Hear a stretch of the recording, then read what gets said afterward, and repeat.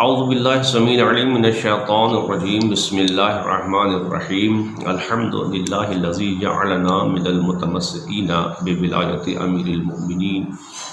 علی ابن ابی طالب والائمۃ المعصومین علیہم الصلاۃ والسلام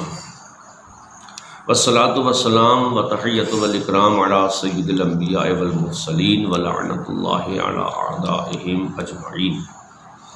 اما بعد، تمام حاضرین و ناظرین کی خدمت میں السلام علیکم ورحمۃ اللہ وبرکاتہ۔ عزیزان گرامی، آج ہم اپنی اس مختصر سی کلپ میں 18 ذی الحجہ سن 10 ہجری کے حوالے سے کچھ اعمال اور مختصراً واقعہ قدیر پیش کرنے کی سعادت حاصل کر رہے ہیں۔ عزیزو، آج 18 ذی الحجہ بہت عظیم اور بہت بابرکت روز ہے، جس کے لیے ہمیں تاریخ اور روایتوں میں ملتا ہے کہ آج ہی کے دن دین کامل ہوا، نعمتیں تمام ہوئیں اور اللہ دین سے راضی ہوا، اور اس رضایت اور تکمیل دین کے جو اسباب ہیں وہ کسی سے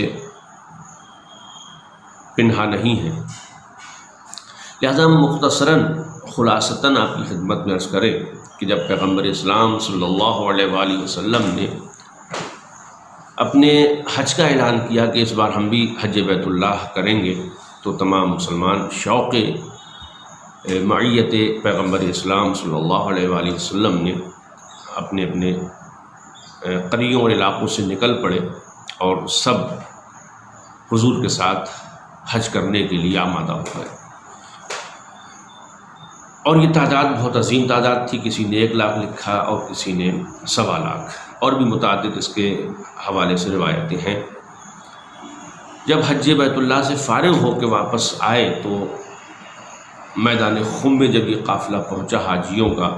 جس کی قیادت پیغمبر اسلام صلی اللہ علیہ وآلہ وسلم فرما رہے تھے، تو قرآن مجید کے سورہ مبارکہ مائدہ میں آیت نمبر 67 جبریل لے کر نازل ہوئے اور اعلان کیا، یا ایھا الرسول بلغ ما انزل الیک من ربک فإن لم تفعل فما بلغت رسالتہ واللہ یعصمک من الناس۔ اے رسول، جو کچھ اللہ نے آپ کو پیغام دیا ہے آج پہنچا دیجئے، اور اگر یہ پیغام نہیں پہنچایا تو گویا آپ نے رسالت کا کوئی بھی کام انجام نہیں دیا، اور مت گھبرائیے، اللہ آپ کو دشمنوں کے شر سے بچائے گا، لوگوں کے شر سے محفوظ فرمائے گا۔ لہذا پیغمبر اسلام صلی اللہ علیہ وآلہ وسلم وہاں رکے، اور رکنے کے بعد جو لوگ آگے تھے ان کو پیچھے بلایا، جو پیچھے تھے ان کا توقف کر کے انتظار کیا، اور پھر ایک ممبر بنوایا گیا، اور ممبر جب مکمل ہو گیا تو پیغمبر اسلام نے اس پر جانے کے بعد ایک طویل خطبہ دیا، جو تاریخ میں آپ کو ملے گا، خوف طول کی وجہ سے ہم بیان نہیں کر سکتے۔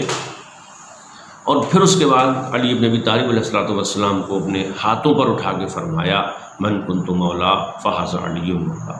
جس کا میں مولا ہوں اس کے علی مولا ہے، جس کا میں حاکم ہوں، جس کا میں آقا ہوں، اس کے علی حاکم اور آقا ہے۔ عزیزو، یہ مختصر واقعہ جو تقریباً ہر خاص و عام نے لکھا، ہم نے آپ کی خدمت میں پیش کیا۔ دین کامل ہو گیا، نعمتیں تمام ہو گئیں، اور اللہ دین سے راضی ہو گیا۔ سورہ مبارکہ مائدہ میں جو تقریباً دوسری ہی آیت میں اللہ نے اعلان کر دیا، الیوم اکملت لکم دینکم، آج دین کامل ہو گیا۔ لہذا تفصیلی واقعہ عرض کرنا مقصود نہیں ہے، میں آپ کی خدمت میں اس دن کی فضیلت اور اس دن کے کچھ اعمال عرض کروں تاکہ مومنین اس سے فائدہ اور فیض حاصل کریں۔ عزیزان، ادھر علی کی ولایت کا اعلان ہوا، ادھر دین کامل ہو گیا، نعمتیں تمام ہو گئیں، لہذا اس کو اللہ نے اس دن کو اتنی فضیلتیں عطا کیں۔ روایتوں میں ہے، حدیثوں میں آیا ہے کہ اس دن روزہ رکھنا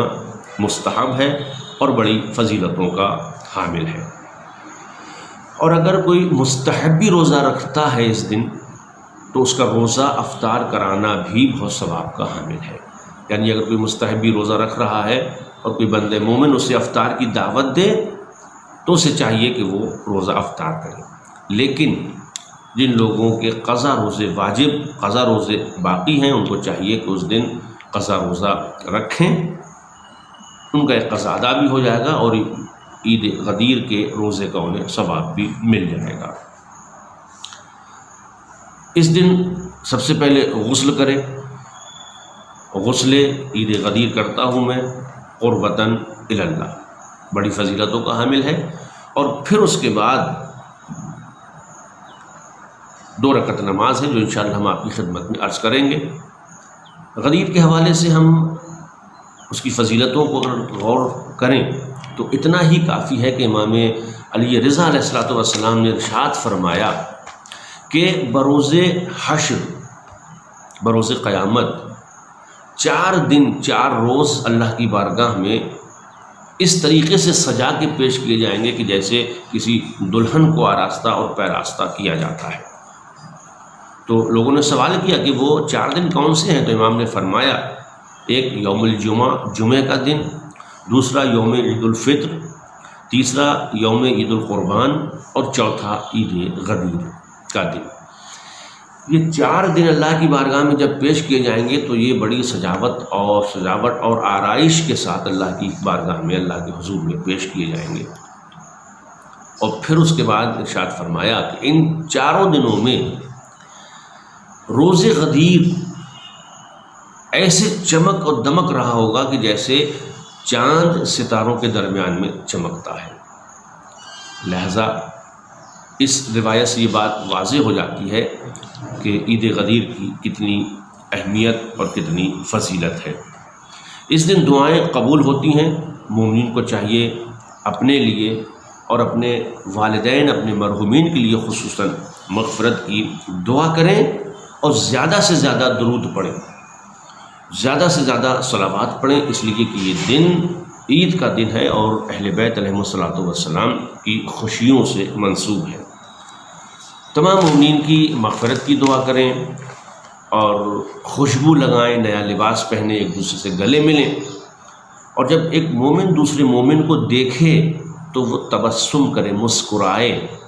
اور جو کوئی ایسا کرے گا تو وہ مکمل اللہ کی پناہ میں آئے گا اور بروز حشر اللہ رب العزت اس پر رحمتوں کی نظر فرمائے گا۔ یہ مختصر سے اعمال انجام دیں اور ایک دوسرے سے مصافحہ بھی کریں، اور جب مصافحہ کریں تو یہ پڑھیں الحمدللہ الذی جعلنا من المتمسکین بولایت امیر المؤمنین علی ابن ابی طالب والائمۃ المعصومین علیہم الصلاۃ والسلام، اور ایک دوسرے کو مبارکباد دیں، صدقہ دیں۔ اس دن صدقہ نکالنا خیر کثیر اور برکت کا سبب بنتا ہے۔ ایک دوسرے کی حاجت روائی کریں، ایک دوسرے کے مسائل حل کریں اور اللہ سے عہد کریں کہ پروردگار آج سے ہم عید غدیر کے حوالے سے تیری بارگاہ میں عہد و پیمان کرتے ہیں کہ انشاءاللہ ہم گناہوں سے دور رہیں گے اور واجبات ادا کرتے رہیں گے اور نیکیاں کرتے رہیں گے۔ غسل ہو گیا، نیت غسل بھی ہو گئی، اس کی تھوڑی سی فضیلتیں ہو گئیں۔ اب آئیے ہم آپ کی خدمت میں عرض کریں کہ 2 رکعت نماز عید غدیر، اس کی نیت ہوگی کہ نماز عید غدیر پڑھتا ہوں میں 2 رکعت قربتاً الی اللہ۔ بہتر یہ ہے جو ہم آپ کی خدمت میں عرض کر رہے ہیں، یہ عرض کر دیں ہم آپ کی خدمت میں پہلے کہ کوئی بھی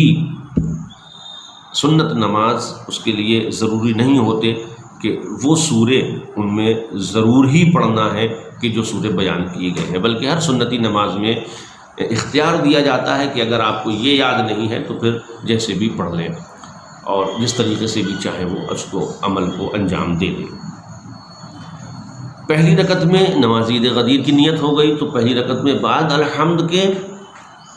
10 مرتبہ قل هو اللہ احد اور 10 مرتبہ سورہ مبارکہ انا انزلنا اور 10 مرتبہ آیت الکرسی، یعنی یہ 3 چیزیں 10 مرتبہ آپ کو پہلی رکعت میں پڑھنی ہے۔ پہلی رکعت میں بعد سورہ الحمد کے 10 مرتبہ سورہ قل هو اللہ 10 مرتبہ سورہ انا انزلنا اور 10 مرتبہ سورہ آیت الکرسی. یہ 3 سورے، آیت الکرسی حالانکہ سورہ نہیں ہے، سورہ مبارکہ بقرہ کی کچھ آیات ہیں جن کو آیت الکرسی کہا جاتا ہے، انہیں 10 مرتبہ آپ کو پڑھنا ہے، اور دوسری رکعت میں بھی آپ کو اسی طریقے سے پڑھنا ہے، جو ترتیب پہلے ہے اور وہی ترتیب بعد میں ہے. اور اگر کسی کو یہ سورہ یاد نہیں ہے تو پھر بہتر تو یہ ہے اس کے بعد کہ پہلی رکعت میں بعد الحمد کے ایک بار انا انزلنا پڑھے، اور دوسری رکعت میں بعد سورہ مبارکہ الحمد کے ایک مرتبہ قل هو اللہ پڑھے، اور اللہ کی بارگاہ میں اپنی حاجتوں کو اور اپنی پریشانیوں کو پیش کریں، اور علی ابن ابی طالب علیہ السلام کی ولایت کے حوالے سے لوگوں کو مبارکباد پیش کریں. نماز پڑھنے کے بعد سجدے میں جائے اور 100 مرتبہ کہے شکراً للہ، شکراً للہ، اور پھر سجدے سے اٹھے. اور ایک دعا ہے کہ جو آپ کو دعاؤں کی کتابوں میں ملے گی، اللہم انی اسألک بأنک لک الحمد وغیرہ آخر تک، لیکن ہم اس کو خوف طول کی وجہ سے یہاں بیان نہیں کر رہے ہیں. پھر اس کے بعد سجدے سے سر اٹھائے اور یہ دعا پڑھے جو ہم نے آپ کی خدمت میں عرض کی،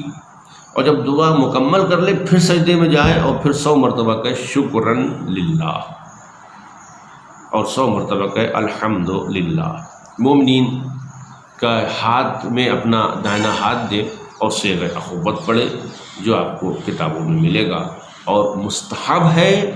کہ زیارت حضرت امیر المومنین علیہ السلام پڑھے. جو لوگ ان مختصر سے اعمال کو انجام دیں گے، اللہ کا وعدہ ہے، معصومین علیہ السلام کا ارشاد ہے کہ بروز حشر اللہ کی پناہ میں رہیں گے، اور جب ہر انسان اپنے گناہوں میں اور اپنے اعمال کے بوجھ اس کے تلے دبا ہوا ہوگا اور کراہ رہا ہوگا، چیخ رہا ہوگا، فغاں کر رہا ہوگا، عید غدیر یعنی 10 ذی الحجہ کو یہ اعمال انجام دینے والے شاد اور آباد کھڑے ہوئے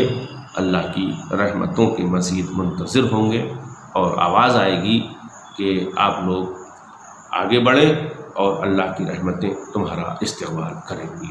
والسلام ورحمۃ اللہ وبرکاتہ.